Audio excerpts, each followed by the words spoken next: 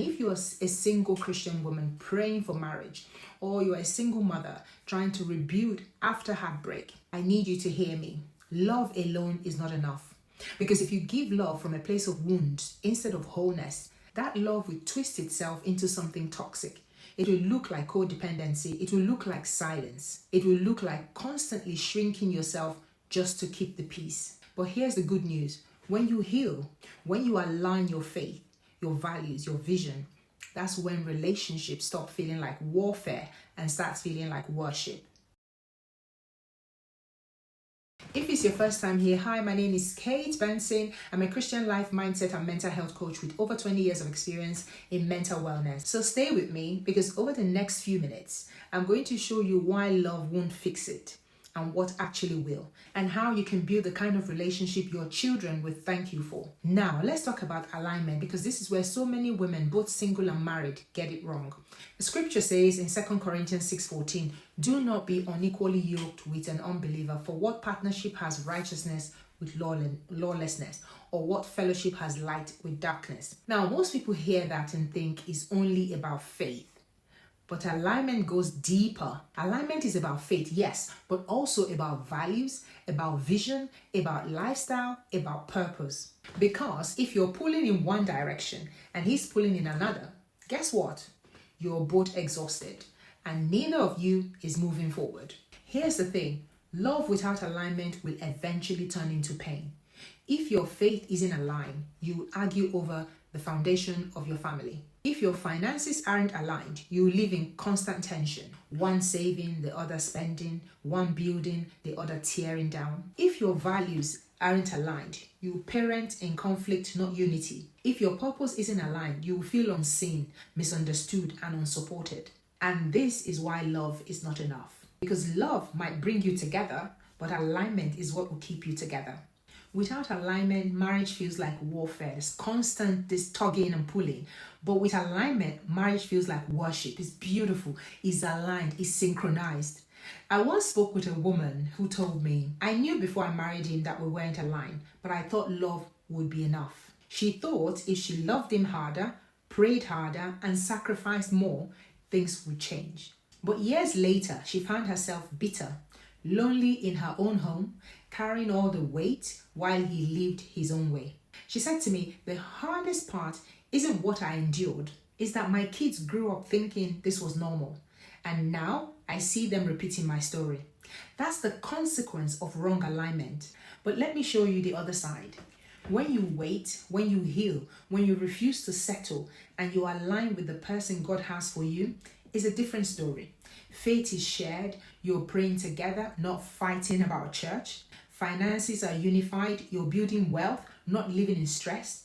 Values are aligned, you're raising your children with the same foundation, the same discipline, the same love. You're not in competition, you're in collaboration. That is when marriage feels like partnership, not punishment. That's when home feels like sanctuary, not a battlefield. And that's when raising kids feel like teamwork, not tension. And for my single mothers, imagine showing your son what a godly man looks like. Not by preaching it, but by modeling it in the man you choose. Imagine showing your daughter what wholeness looks like in love, so she never has to question her worth. That is the power of alignment. That's the vision you're fighting for.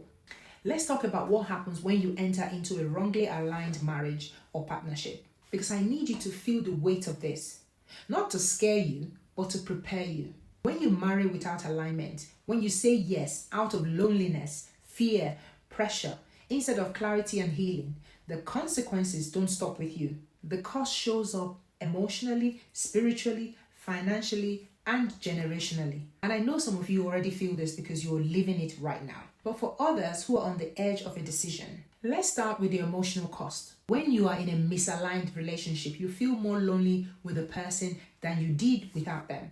And that kind of loneliness cuts deeper than being single ever could.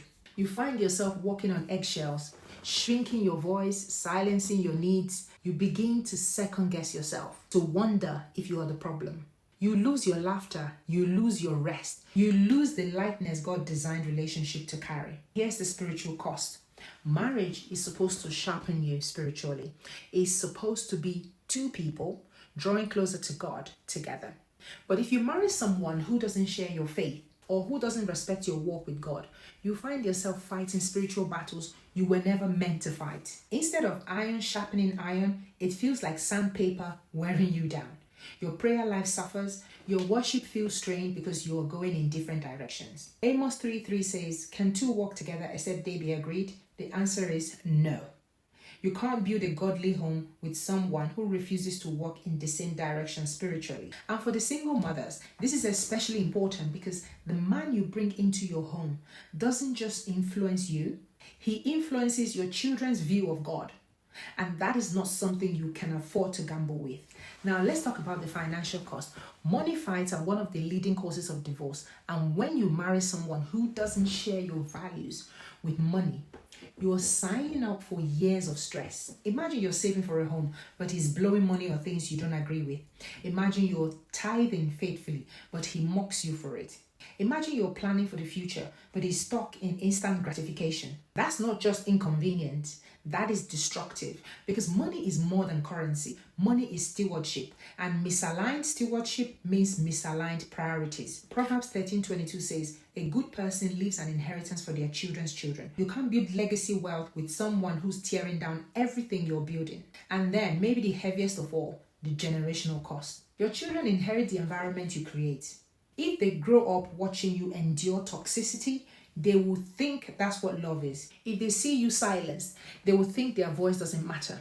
If they see you constantly stressed, they will believe life and love are supposed to feel heavy. But if they see you choose wholeness, if they see you set boundaries, if they see you wait for alignment, they would inherit a different standard. Exodus 34:7 says that patterns can pass down to the third and the fourth generation, but blessings and legacy can pass down too. I would never forget a mother telling me, "The hardest part wasn't what I went through in my marriage. The hardest part was realizing my daughter grew up thinking this is how women should be treated."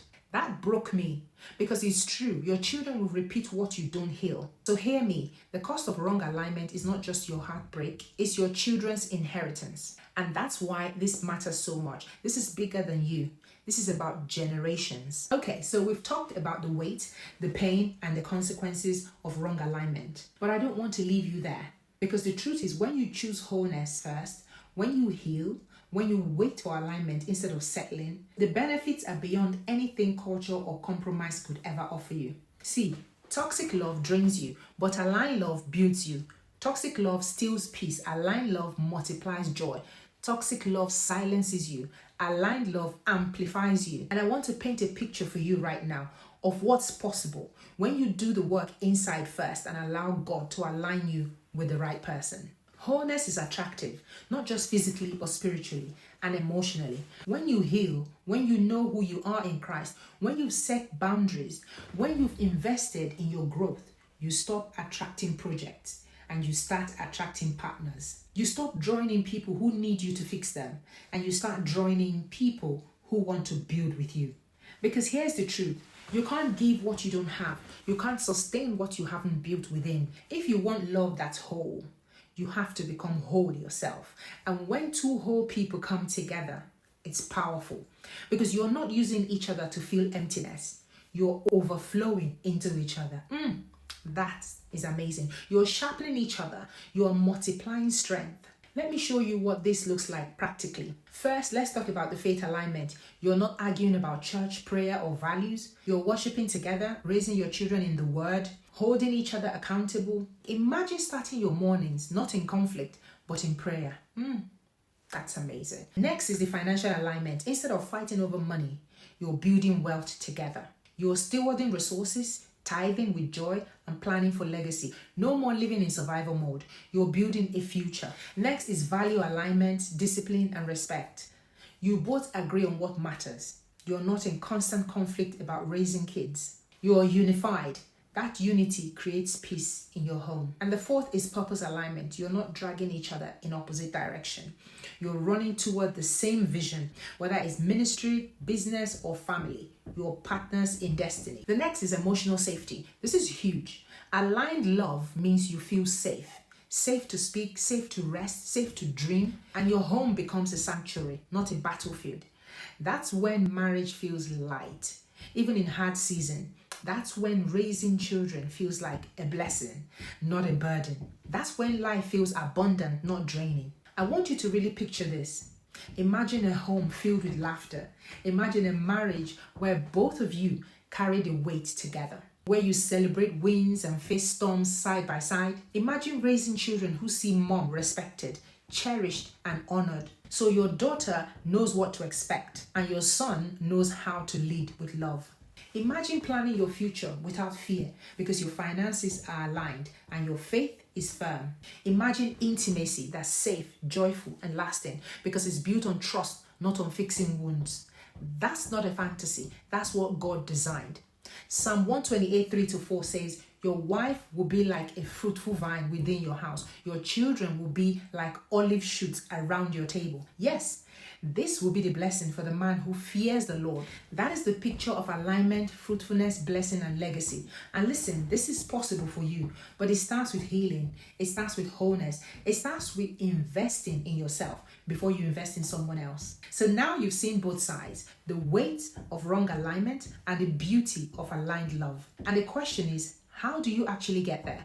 Because waiting alone won't get you there. Hoping won't get you there. Healing will. Wholeness will. Boundaries will. So in this last section, I'm going to give you a framework, practical steps that you can start today to move from broken cycles into whole, aligned, God-centered relationships. All right, we've looked at the myth, the lies, the truth, the heavy consequences, and the beautiful vision of what's possible when love is aligned. But let's get practical because I don't just want to inspire you. I want to equip you. So here are 4 steps, a framework you can use right now to move towards wholeness, alignment, and the kind of relationship God designed you for. So number 1, you need to heal first. That means before you look for someone else, you've got to do the work inside. That means therapy, coaching, prayer, journaling, boundaries, self-reflection. That means forgiving yourself, forgiving them, and letting God restore your heart. But you've got to bring him the wound first. Healing is not optional. It's the foundation because you cannot give what you don't have and you cannot attract what you are not. Number 2, build clarity before compromise. Too many women compromise before they're even clear on what they want, who they are, or what God has called them to. Write down your non-negotiable. Not superficial things, but faith, values, character, and purpose. If you don't know what matters to you, you will settle for what doesn't. And here's the truth. Compromise before clarity always leads to regret. But clarity before compromise leads to alignment. Number 3 is communicate identity before intimacy. Don't hand over your heart, your body, your future to someone who doesn't even know your soul. Stop waiting until after intimacy to talk about purpose, value, and vision. Lead with who you are, not what you can give. When you know your identity in Christ, when you know you are chosen, you are called and loved and complete, you stop lowering your standard just to keep someone. Ephesians 2 verse 10 says, for we are God's masterpiece. He has created us anew in Christ Jesus so we can do the good things he planned for us long ago. If they can't see the masterpiece in you, then they don't deserve intimacy with you. And number 4, align values, not just feelings. Feelings are real, but they are not reliable. So ask the hard questions early. How do you see money? How do you see faith? How do you see family? Because alignment in values means peace in the home. Misalignment in values means constant conflict. Don't marry potential. Don't marry vibes. Marry alignment. If you don't heal, your children inherit your wounds. If you don't break the cycle, your daughters will repeat your patterns. Your sons will normalize your pain. But if you do heal, if you choose wholeness, if you wait for alignment, your children inherit freedom. They inherit strength. They inherit legacy. And you get to live the life God intended. A life of peace, love, partnership, laughter, purpose. A home that feels like sanctuary, not a battlefield. This is bigger than you. This is about generations. So if this hits home for you today, here's what I want you to do. First, hit that subscribe button because every week I'm bringing you raw, faith-based truth to help you build from wholeness, not wounds. Second, if you're a single woman, waiting for marriage, or a single mother rebuilding after heartbreak, and you know that you need guidance to heal, to reclaim your happiness, and to build aligned relationship, this is exactly what I do in my coaching. I help women heal first, define clarity, and create relationship that blesses them, their children, and the generations after them. If you're ready, check the link below and book a clarity call with me. Let's break the cycle together. Because love won't fix a broken relationship, but wholeness will, alignment will. And when you build from that place, you don't just change your love life, you change your legacy. I'll see you in the next video. God bless.